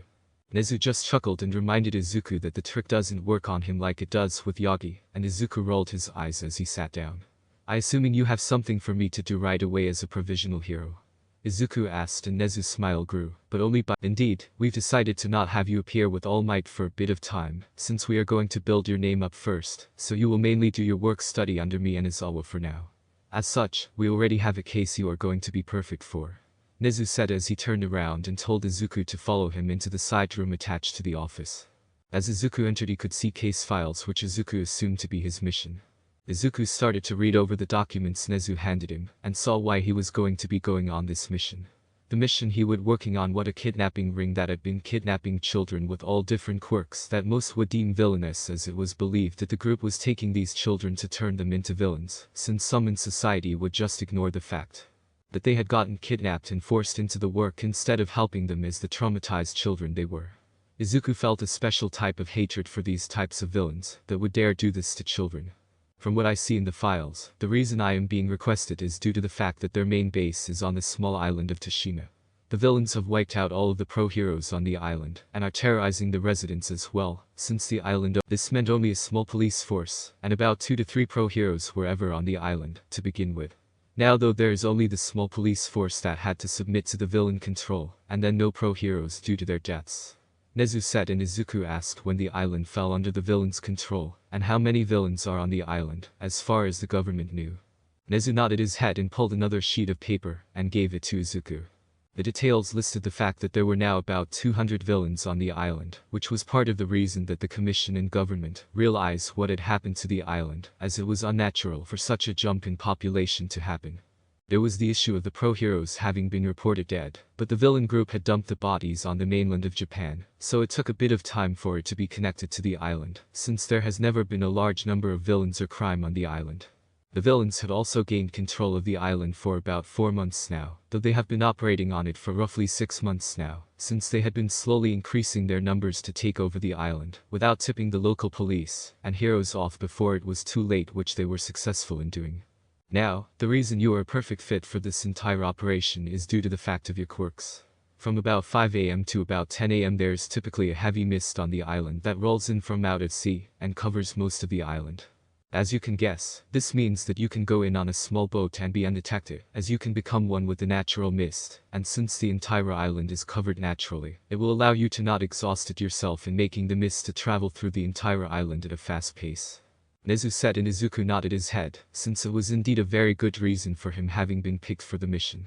Overall, he would be able to go to the island and go undetected, since anyone that comes to the island via other means would be watched heavily by the villains to ensure their operations are not broken. Even once the mist starts going away, Izuku could force mist to build up via his quirk and make it seem like a weird day of the mist, staying longer than it should on the island, which wouldn't raise too many flags, as long as he didn't hold it for a long period of time. Though, Izuku would have around a 5-hour period to get on the island and start the mission, as he would need to locate all of the kidnapped children before he could start taking the villains out, since they could use the children or the entire town of 1,000 citizens as hostages against Izuku or any other heroes. Now, while you will be going in alone on the mission, you will have backup waiting out at sea in some commercial fishing boats that will hold about 5 pro heroes each for an entire team of 15 pro heroes, and some police forces that will help once you secure the children and start taking out the villains. Do remember they can't come too close to the island, or else they risk setting red flags off with the villains, so you need to time yourself on when you want to call them and start setting the fighting on the island off. Do you understand the risks and challenges of this mission, since it is your first mission, and you are going in without backup for a large portion of the mission? Nezu said as he looked at Izuku with a serious expression, since this was a huge burden that even most normal pro heroes would be nervous and freaked out about. This wasn't like any other pro hero mission, since they could call for backup, and it would be there within minutes, since backup might be waiting close by. No, Izuku's backup will be out at sea, which will take them about 8 or so minutes to get to the island once he calls for them. A lot of things can change in 8 minutes, and that also means a lot of dead bodies on his hands if he screws up. Izuku looked at Nezu and nodded his head as he spoke. I am confident I can do this. I understand the risks as such. When will I be setting off? Izuku asked him, and Nezu smiled slightly as he told Izuku he would be leaving late in the night to get to the coast, where he would give him a small black dinghy boat that looked like one of those from military movies in the past. He would then take the boat far out into the sea when it was closer to time for the mist to roll in, and then abandon it in the water, as he would teleport onto the island once he reaches mist, since he couldn't bring the boat to the island, since the villains would find it. Izuku would also be required to sink the set boat to ensure it doesn't float to the island and be found. This does also mean that he would be trapped on the island without a way off, without someone taking him off, which would alert the villains. There were many risks in this mission, as one mistake could lead to many deaths, as Nezu wasn't afraid of Izuku getting killed by all of the villains, since they weren't overly strong, but it would haunt Izuku for the rest of his life if he was responsible for the citizens' and children's death. After talking a bit longer, Izuku went and retrieved his hero outfit from the support department, since it was still being held there. As Izuku walked in, Power Loader greeted Izuku, as all of the staff had met Izuku over the months since he had been on the campus, though none of the students know of Izuku, yet since he's extremely good at hiding without using his quirks, and with his quirks, it's nearly impossible to find him even for Nezu on the security system. Hello Uncle Majima. Izuku greeted the man, as Izuku was more or less adopted unofficially by nearly the entire staff, though none of them know the full details of what Izuku had gone through. They only know parts about Izuku's past, such as him being forced to run away from his home due to the actions of Sir Nighteye, in helping Izuku's biological mother abuse, neglect, discriminate against Izuku. This led to the staff being told by Nezu to limit information about Izuku towards other people such as Lemulon, since it could flow back to Sir Nighteye.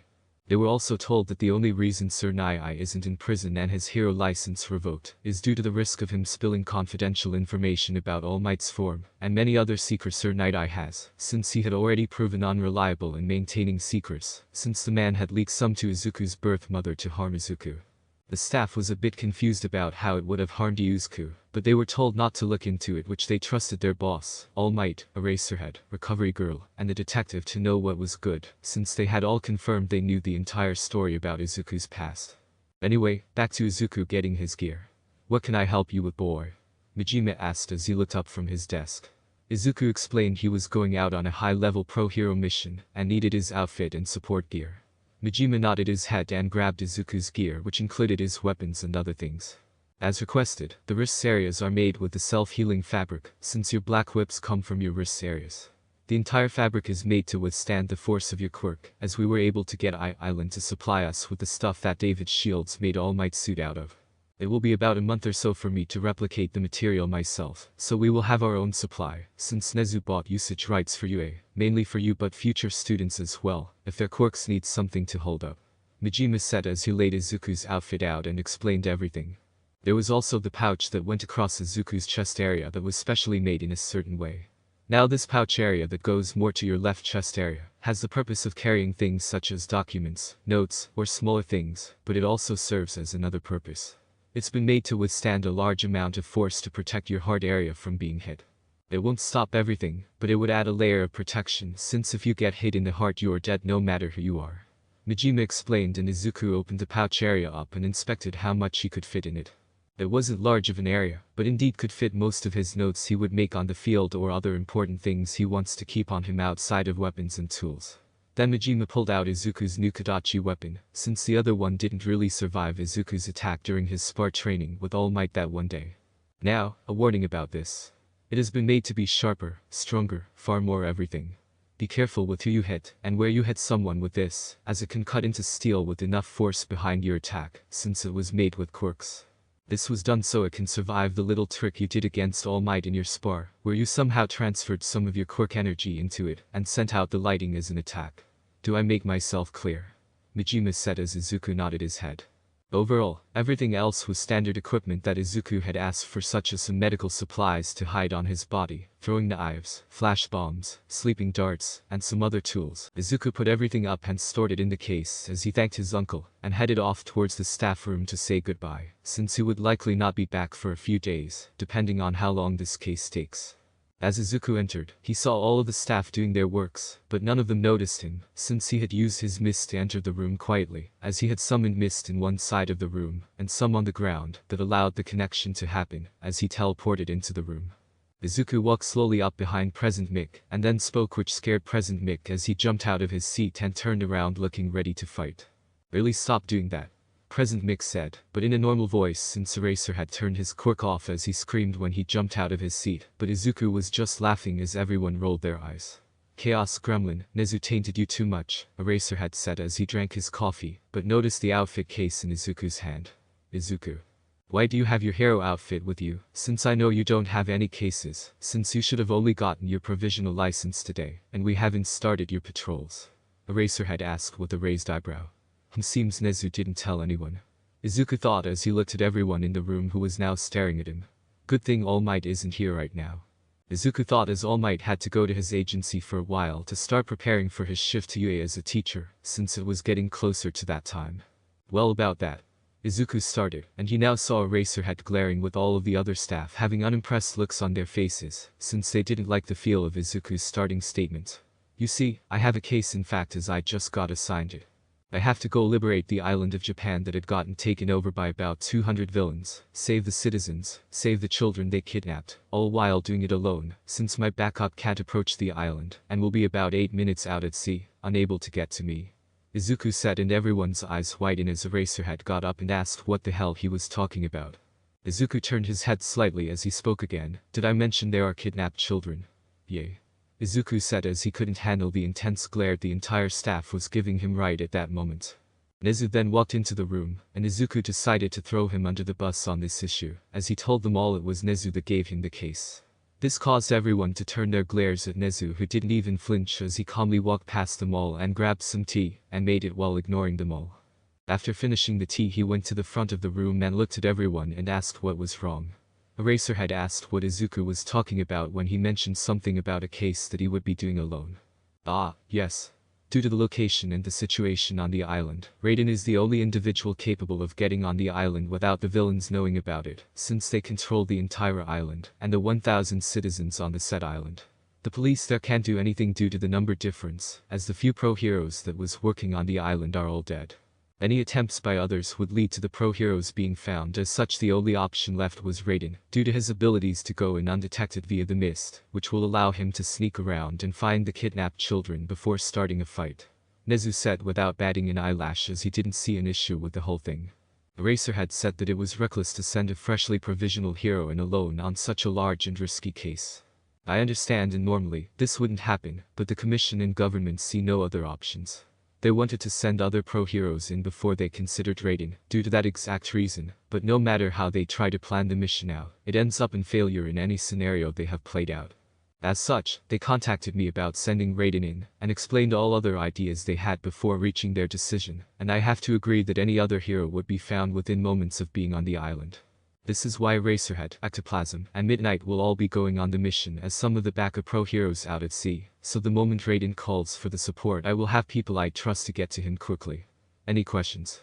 Nezu asked, and they calmed down a bit when they were told that some of the staff would be sent with them, but they still worried, since they would be a minimum of 8 minutes away from the island itself. Eraserhead asked when the mission was, and Nezu said it would happen early in the morning tomorrow, but they would leave to the meetup point that night. I've already contacted all of your agencies, and your patrols you would have gone on are now done. Expect you Aizawa, since you are an independent hero. I suggest you start getting ready, since you all will be leaving in a few hours, as any school-related work can wait until you get back. I've also gotten people to cover you for any classes you would have taught. Nezu said as he walked out of the room, not even waiting. The staff just groaned about the mess they were in, as Eraserhead told Izuku he better be careful and not die on his first solo mission. Izuku was currently sitting at the meet-up point with other pro-heroes, and police in the room with him, which Izuku had to admit made him a bit nervous about everything that was going on, since so many lives rested in his ability to pull this entire mission off without really anything major going wrong. No pressure, yeah right. Though, Izuku was glad that he would have some of the UA staff on the backup teams, though it still sucked that they were going to be a minimum of 8 minutes away from him and the entire island altogether, which didn't really help his nerves, but oh well. As the time passed, Izuku just continued to study the terrain and locations that were on the island, to make sure he knew his way around the entire place, so he wouldn't miss anything important. Izuku did notice that most, if not all, buildings were on one portion of the island where the docks were created at. This made Izuku think about where the villain base may be at, since he was sure they didn't want the citizens to know about it, since the villains were on the island for months before they took over, so they needed somewhere to hide. If they had all stayed in the town, then they would have been noticed, since, even though the island gets people from the rest of Japan, and the occasional foreigner, the police and heroes would have noticed non-native islanders staying for a long period of time. This meant that they had to have somewhere to stay away from the living portion of the island, which made Izuku think about checking the uninhabited portion of the island for the kidnapped children. Izuku looked at the time and noticed it was about time to get moving. He placed the map of the terrain and the notes he made so far in his pouch on his chest, and checked his gear over one more time, to make sure he had everything, since there was nothing he could get once he landed on the island. Izuku then moved towards the docks and saw the UA staff waiting for him, as they told him to be careful and take his time as a mistake could be lethal. Izuku nodded his head and said he would be careful, and would be waiting for them when he called. After that, he walked down the rest of the docks where the police chief who was in charge of the police force for the mission was waiting, and he asked if Izuku, Raiden, needed anything before he left, which Izuku didn't have anything he needed. As such, Izuku got onto the sinkable boat he was going to be using to get close to the island, and started to head off in the cover of the early morning, since the sun hadn't risen yet. It has been about 40 minutes since Izuku had set off in his small boat, and he could see the island of Toshima in the distance. As such, he cut the engine of the boat and just floated in the water, since the fog hadn't rolled in yet, as there was about 30 to 40 minutes before the typical time of the morning fog. As Izuku waited, he just mentally prepared himself for the jump into the mist once it rolled in, since he would need to sink the boat and ensure it started to sink before he entered the fog, or else the villains would find it, since the currents would push the boat to the island. The time quickly passed and the fog was rolling in like normal, and Izuku started the engine and slowly moved in, so he wasn't too close, and right as he entered the fog he killed the engine, and tore a large hole on the bottom of the boat, which started to flood with water that had already met the top of his shoes, as Izuku entered the mist. That filled faster than I thought it would. Izuku thought, but he put it out of his mind as he maneuvered as part of the mist and landed on the edge of the island. As Izuku came out of the mist, he sent an alert on his communications device that he had arrived, and got a confirmation that the fishing boats were in position, as well as they acted like they were fishing, though they would move around a bit over the next hours, until they would be forced to leave later in the day to not arouse suspicions. This meant if Izuku couldn't solve everything in one day, then he would need to sleep on the island without being found, which was risky. After sending his alert, Izuku started to go back into the mist, and decided to check on the town area, first to see what was going on there. Looking over the town, Izuku could say it wasn't a good situation overall, since he could tell who was a part of the villain group a bit easy inside the town, since they walked with pride and confidence in their step, while the actual citizens backed away in fear, or moved to the other side of the roads, to avoid blocking the villains' paths. Izuku also had to sit there and watch the citizens cower in fear, as the police officers nearby could only stand by and clench their fists and turn their heads in shame. I need to finish this as soon as I can, but I need to find their base of operations. Izuku thought as he slipped back into the mist and started to search the entire town, but found nothing that would point him towards their operations being based in the town itself as he thought. As such, Izuku moved out of the town and headed up the mountain, which resulted in Izuku indeed finishing the base of operations for the villains, after about 4 hours of searching the entire mountain. This meant there was only about 1 hour of normal mist lingering around the island left, which was a tight squeeze in getting much done without having to use his own quirk to keep the mist around. In all honesty, Izuku wondered how the villains made the base of operations that he found inside the mountain area of the island, since it would have been noticed by someone that such a thing was being built. As Izuku used the mist that was lingering into the building since the main doors were open, Izuku realized why no one noticed them setting this place up. It was literally an emergency shelter that the island had built in the event of a large earthquake, tsunami, or something else that would have been a threat to the island. Smart of them to take this over. Most people wouldn't come to look at it much, since it was only for emergencies. Izuku thought as he slowly made his way through the place and used his mist to transport himself into the vent system, since it was large for him to crawl through.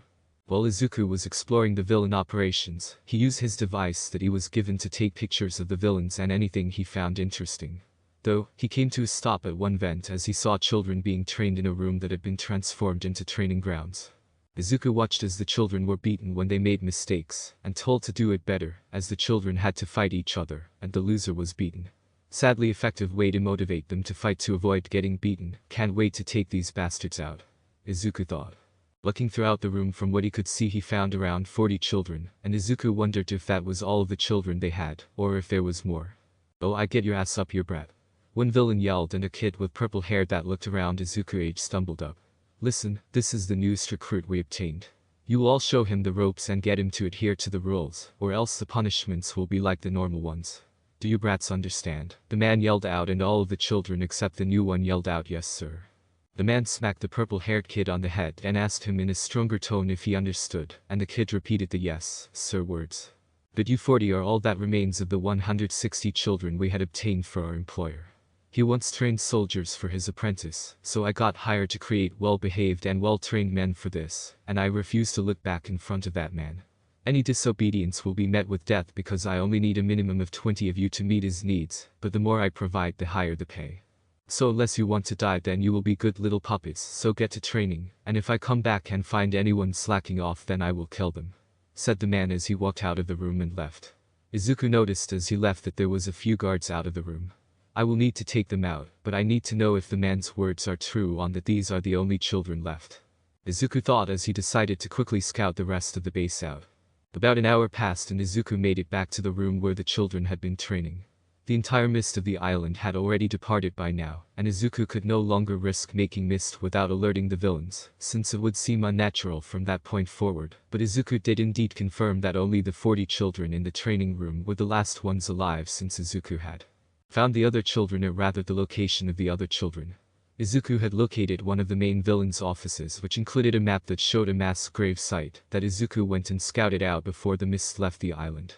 Izuku knew these villains would not hesitate to kill all of the innocent people on the island, and he had sent an image of the grave and a warning to the command station back on mainland Japan.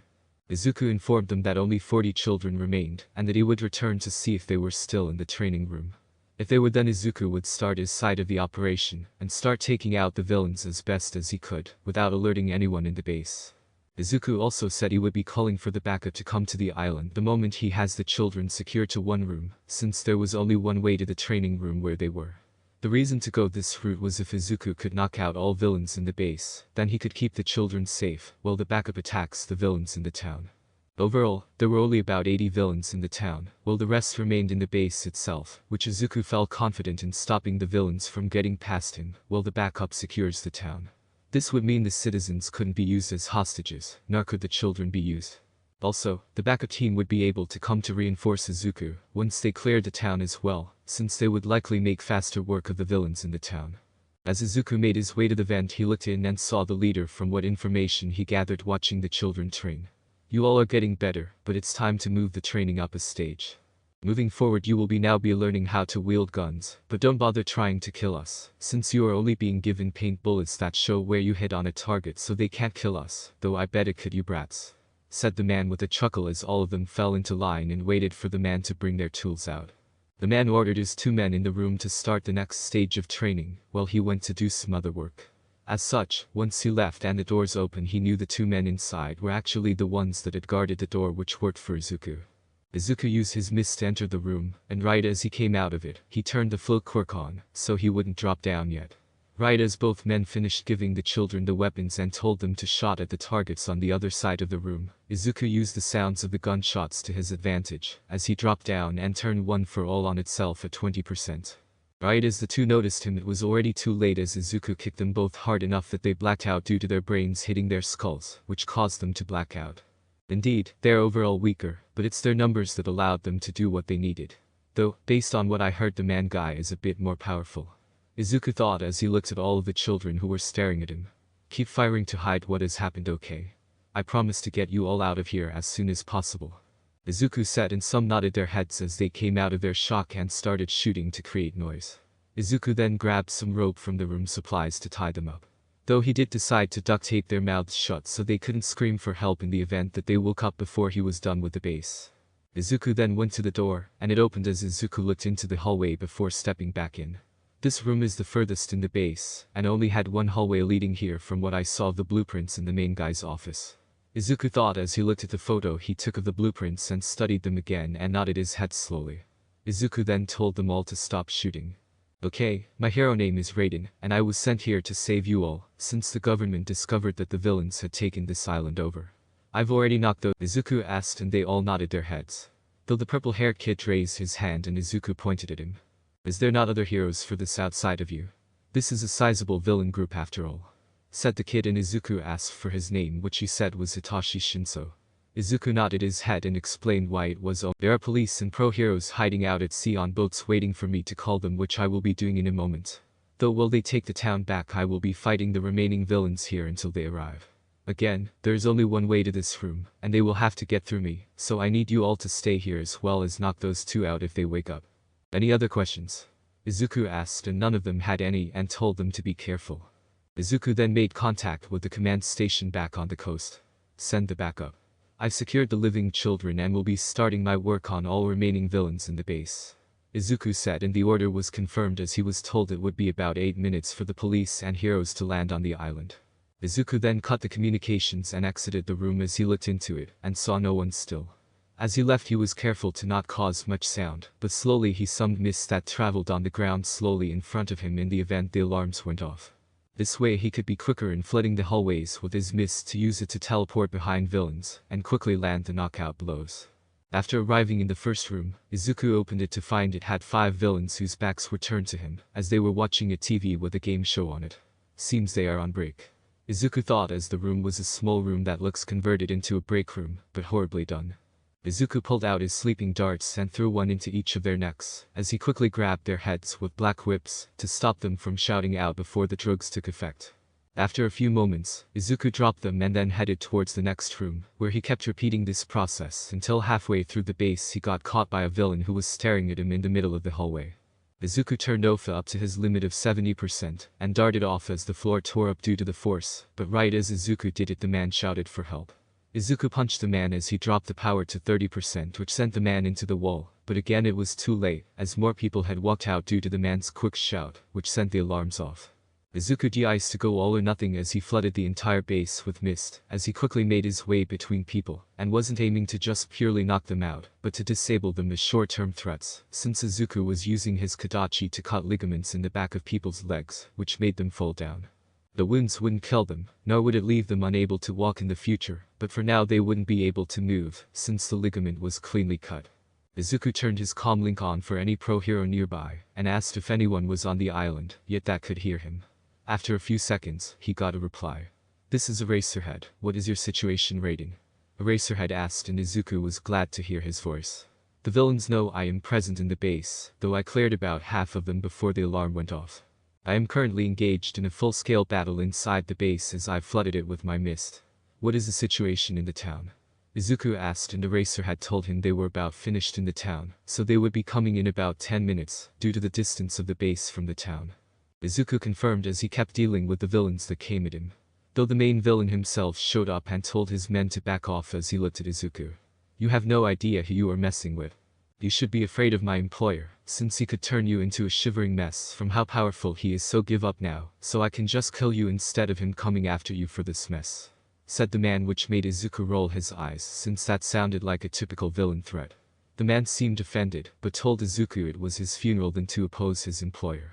The main villain activated his quirk, which turned out to be a form of metal-based control, as he started to make the metal bend, as they turned into sharp poles, which got blasted off towards Izuku, who started to dodge them.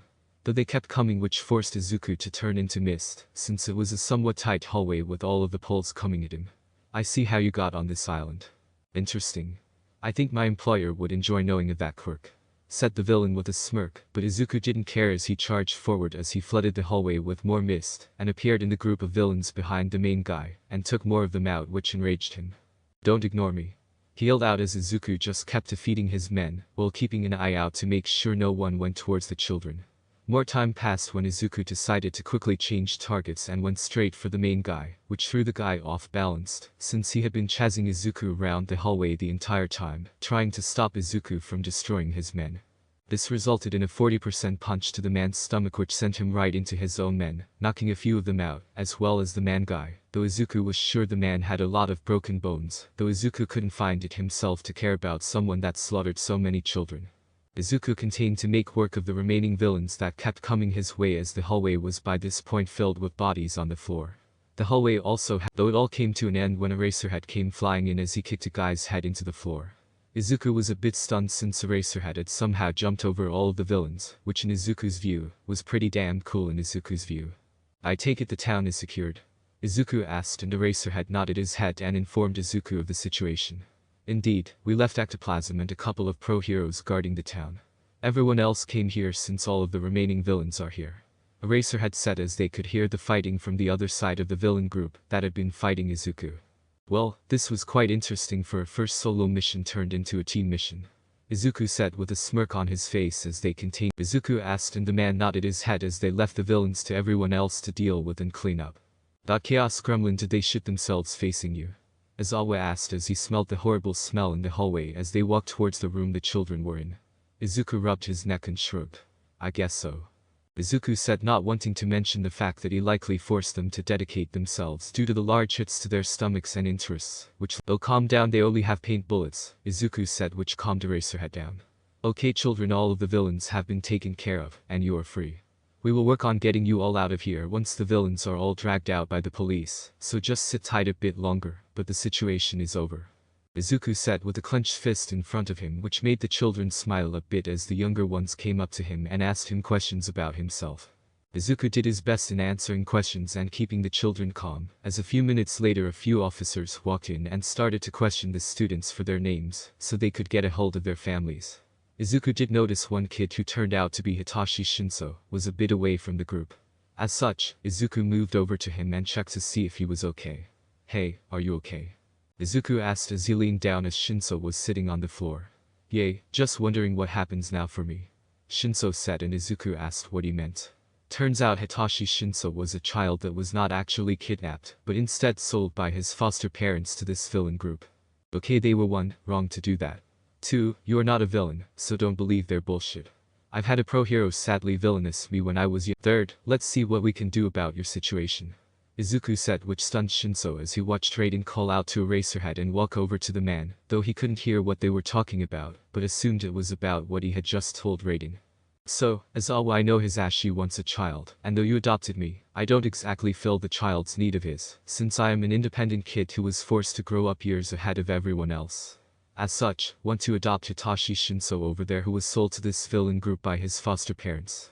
By the way, his quirk is brainwashing, and he wants to be a pro-hero, which would be amazing to be taught by you as well, Izuku said with a grin on his face, and Izawa just looked on with Izuku. Fine.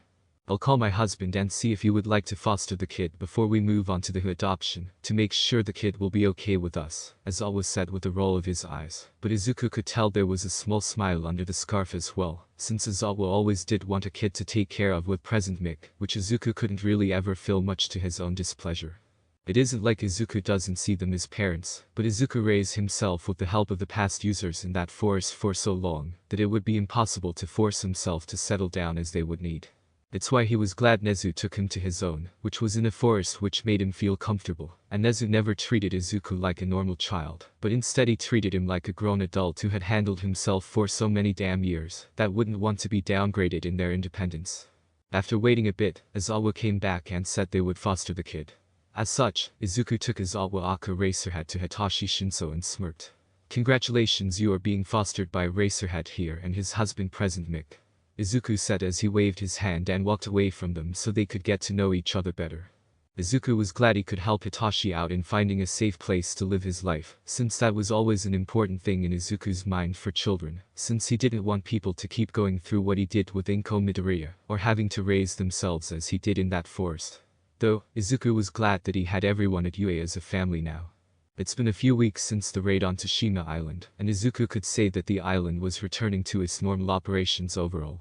It was decided by the government to add a few extra pro-heroes to the island, with normal routine checkups on the island and all other islands that belong to Japan as well, to ensure another event like this didn't happen as easily.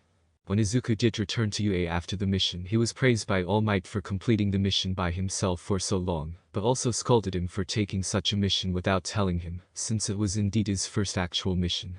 All Might also would glare at Nezu every so often for allowing the mission without informing Yagi, but Nezu easily withstood the half-hearted glare, since Though in other news, Izuku has stopped by Racerhead's and present Mick's home to see how Hitachi Shinso had been doing. One afternoon when Shinso had gotten back from school, Izuku was already in the apartment waiting in his hero outfit as he sat on the couch, and Shinso was just staring at him. Yo, Izuku said as he did a slight wave and then drank the coffee. Shinso continued to stare at him, but then moved into the kitchen to get some coffee as well before he sat down on the couch and asked what Raiden was doing at his foster parents' home. I came around to snoop for any blackmail to use on a racer always needs some form of dirt on others, Izuku said with a grin on his face, while the rest was hidden by his hood. Shinso sat there looking at Izuku with a deadpan expression before he spoke. I don't know if I should be concerned that you want to blackmail my foster parents or scared that a stranger is in my foster parents' home without them knowing, Shinso said, which made Izuku laugh. Oh, you wouldn't know since I stay at my other place all of the time, since I have a hard to living around others, Izuku muttered lowly, but Shinso caught it and raised an eyebrow as he asked him what he didn't know. Well, I actually got a key to this place since Aizawa has partial custody of me.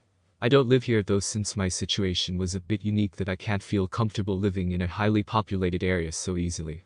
It's part of the reason I knew they would most likely take you in, since I would never be able to fill the void of them wanting to raise and care for a child, since I am too far independent due to the situation I found myself in my childhood. As such, I live with Principal Nezu of UA in his forest home, which is more comfortable for me than in Izuku explained as Shinso sat there stunned to learn that the person that saved him with the other pro-heroes was adopted and was partially under the custody of his new foster parents. Anyway, in reality, I am here waiting for a racer to get back since we have a drug bust to go do when he gets off from UA, Izuku said, and that snapped Shinso out of his thoughts as he nodded his head. As Shinso started to work on his schoolwork, Izuku decided to ask him if he was doing any training for UA, since he wanted to be a hero student.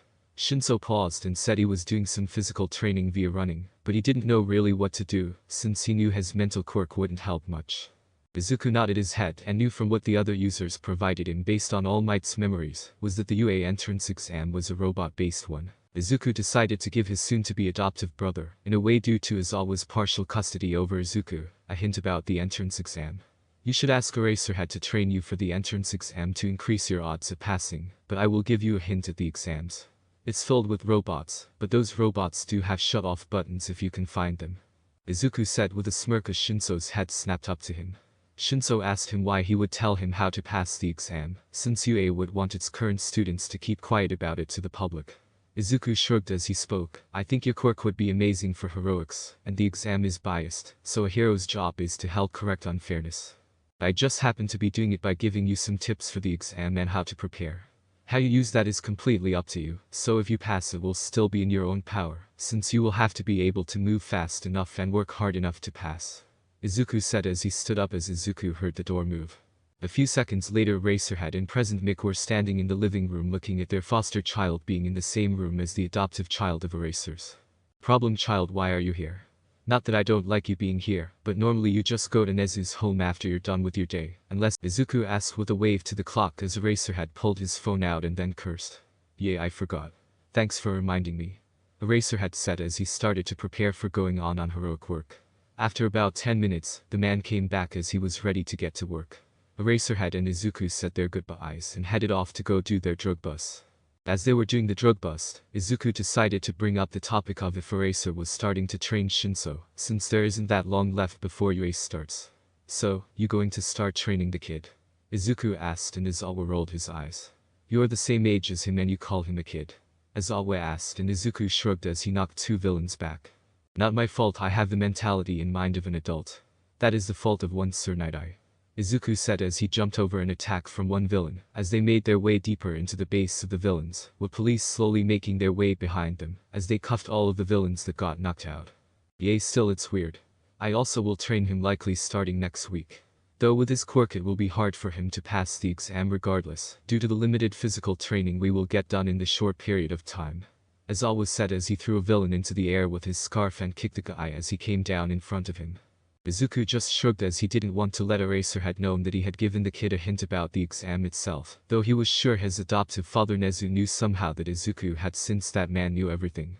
Soon the raid was over as they had cleared all of the villains. Izuku sat on a box in the final room and looked around him. Well, they were rather easier than the villains I fought on the island, Izuku muttered, and Izawa just rolled his eyes. Those villains were indeed a bit stronger than these random thugs for this Strug ring, but it also is a lower ranked ring as well, as always said, which made Izuku nod at his head. Well, I am going to go home and finish the reports for all of this. Nezu is having me start doing patrols during the daytime, since he wants me to start establishing a more known presence. Izuku said and Eraserhead nodded his head. Soon they wrapped everything up and went their separate ways. As Izawa arrived in the house, Shinso called out to him. Yes. Izawa asked as he could see Shinso was nervous a bit. I was wondering if you could train me for UA's entrance exam. I know my quirk will not give me an advantage with the fact that the exam is robot-based, but I would at least still try my hardest.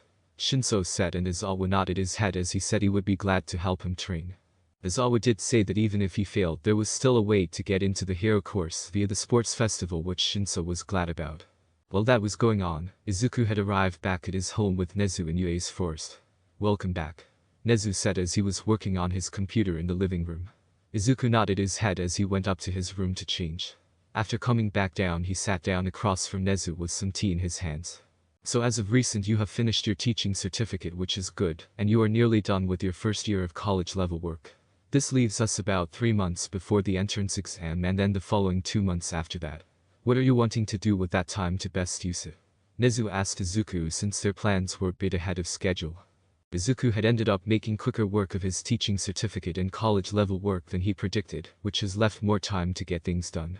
Though I think I will start my second year college work, since I would like to have a college degree sooner instead of later, but all other time I think I will put it into just heroic work, since I want to rub my progress and abilities into Sir Nighteye's face, since sooner or later he will get wind of who I am. Izuku said as he wanted to get a bit petty with that man. Nezu nodded his head and agreed it would be a good approach to everything. As such, Nezu told Izuku he had set up a social media page for him already, which was all under his hero name, Raiden. Izuku was shocked to see he already had some followers already.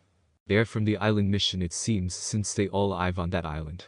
They most likely had searched up your hero name, and had been digging to the point they found it, since I had made these social media accounts the moment you had the provisional license, since we need to build you a fan base online. You are going to be a mix between Daylight and an underground pro hero who hides while doing work, but won't shy away from the camera if he gets seen on it, which the social media platform will help build up your fan base, since you won't constantly be in the daylight. Even those you save at night might want to find you online, which will provide them a way which will also let people know you do work at night and during the day as well. Nezu explained, and Izuku could only agree with the entire statement that his adoptive father had given him. Izuku did enjoy the profile picture a bit, which was a picture of him in his suit facing a camera, which Izuku wondered where the hell it got taken at, but wasn't going to question his father. You just need to be yourself on social media, and it will slowly grow with your success, Nezu said, which earned a nod of the head from Izuku. Izuku could already see some posts from the islanders that he helped save, and he decided to reply to some of them. Most of them were just thanking him for saving the island, while others asked what some of his hobbies or other things that he did were. Izuku replied to what he felt comfortable with without giving away too much personal information, since again he was still hiding from Sir Nighteye currently. After about an hour of doing that, he decided it was time to just be lazy for the day, since he had done enough work for one day, so he just went to bed a bit earlier, so he could go train, since he had no patroller cases to work on for the next few days. Izuku wanted to push his control even more since he was now sitting at 75% and would like to get to 80% before UA's entrance exams. At the rate I am going, I should hopefully get to 100% before the end of the semester, which would be nice. Izuku thought as he started to drift away into his sleep. Thus concludes today's chapter. If you enjoyed the video, leave a like and subscribe with post notifications, so you'd be notified when the next chapter releases. Until next time.